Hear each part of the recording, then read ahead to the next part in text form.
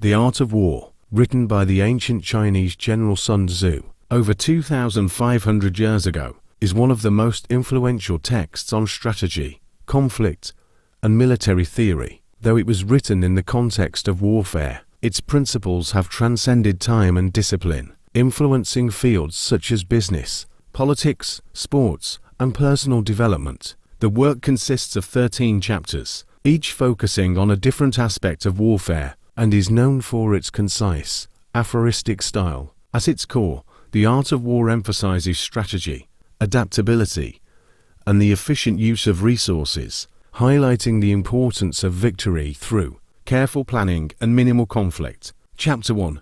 Laying Plans, Planning and Strategy. The first chapter introduces the foundational principles of strategy. Sun Tzu stresses the importance of preparation and knowledge before engaging in battle. He introduces the idea that warfare is governed by 5 constant factors: moral law, heaven, earth, the commander, and method and discipline. These factors involve a mix of ethics, leadership, timing, terrain, and the organization of troops. The general must not only consider these factors, but also evaluate the enemy's strengths and weaknesses. Victory is assured for those who plan thoroughly and understand the environment, while defeat is inevitable for those who enter conflict hastily. Sun Tzu highlights the importance of deception, making the enemy believe you are weak when you are strong, and vice versa. Chapter 2.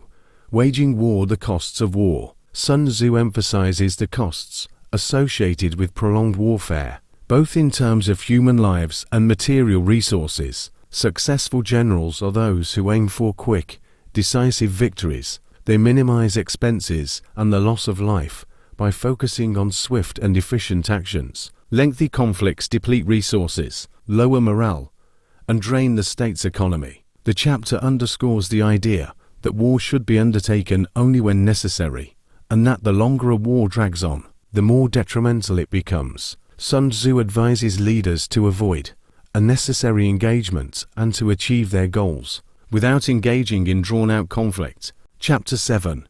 Maneuvering Tactics and Mobility. Maneuvering focuses on the importance of movement and positioning on the battlefield. Sun Tzu discusses how an army should move swiftly and strategically to outmaneuver the enemy, taking control of key terrain and gaining the upper hand. He emphasizes the importance of flexibility in movement and being able to change tactics based on the situation. The chapter also touches on the importance of communication and coordination within the army. Sun Tzu warns against rash or hasty decisions, advising generals to be patient and wait for the right moment to act. Mobility, flexibility, and timing are essential to outmaneuver the opponent. Chapter 8.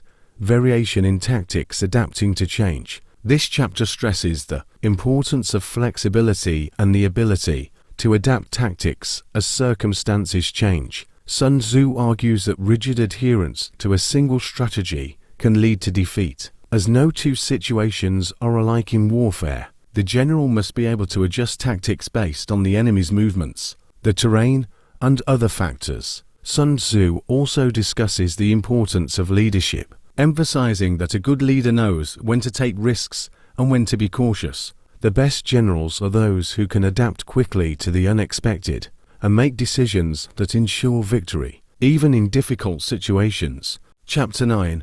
The Army on the March, Managing Troops. In this chapter, Sun Tzu offers practical advice on how to manage troops during long campaigns. He provides guidance on navigating different types of terrain, maintaining the morale of the soldiers, and keeping them well supplied. A good general takes into account the environment and ensures that their troops are in the best possible position to succeed. Sun Tzu emphasizes the importance of leadership, noting that a general's ability to inspire loyalty and discipline in their troops is crucial to the success of any campaign. A skilled leader understands the psychological and physical needs of their soldiers and adjusts accordingly. Chapter 10. Terrain, the Importance of Ground. This chapter focuses on the strategic significance of different types of terrain. Sun Tzu categorizes the terrain into various types: accessible, entangling, temporizing, narrow passes, and precipices, and discusses how each type affects the strategy and tactics that a general should use. He advises generals to use the terrain to their advantage and to avoid fighting in disadvantageous conditions.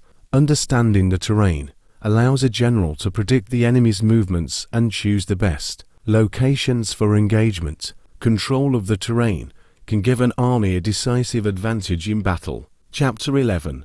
The 9 situations managing the army in different contexts. Sun Tzu outlines 9 different situations in which an army may find itself, ranging from easy ground to desperate ground. Each situation requires a different approach, and the general must be able to recognize and adapt to the circumstances. The chapter stresses the importance of swift, decisive action in certain situations, especially when the army is in a vulnerable position. Sun Tzu encourages generals to be aggressive when necessary, but also to know when to retreat or reposition their forces. Knowing how to handle various situations and keeping the army in a position of strength is key to success. Chapter 12.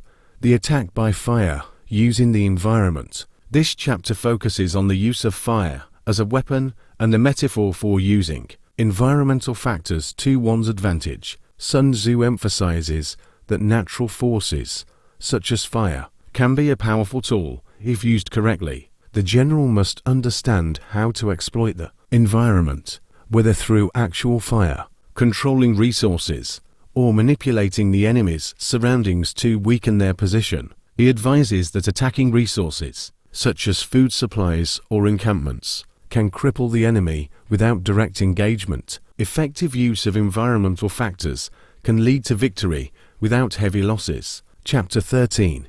The use of spies, intelligence, and deception. In the final chapter, Sun Tzu discusses the importance of espionage and intelligence gathering. Knowledge of the enemy's plans, movements, and weaknesses is crucial for success. Sun Tzu outlines 5 types of spies: local, inside, double, expendable, and living, and emphasizes the need for reliable, accurate information to inform strategy. Deception and intelligence are key components of warfare. By knowing the enemy's intentions and keeping one's own plans secret, a general can maintain the upper hand. Spies are essential for gaining this knowledge and ensuring victory with minimal conflict. Conclusion.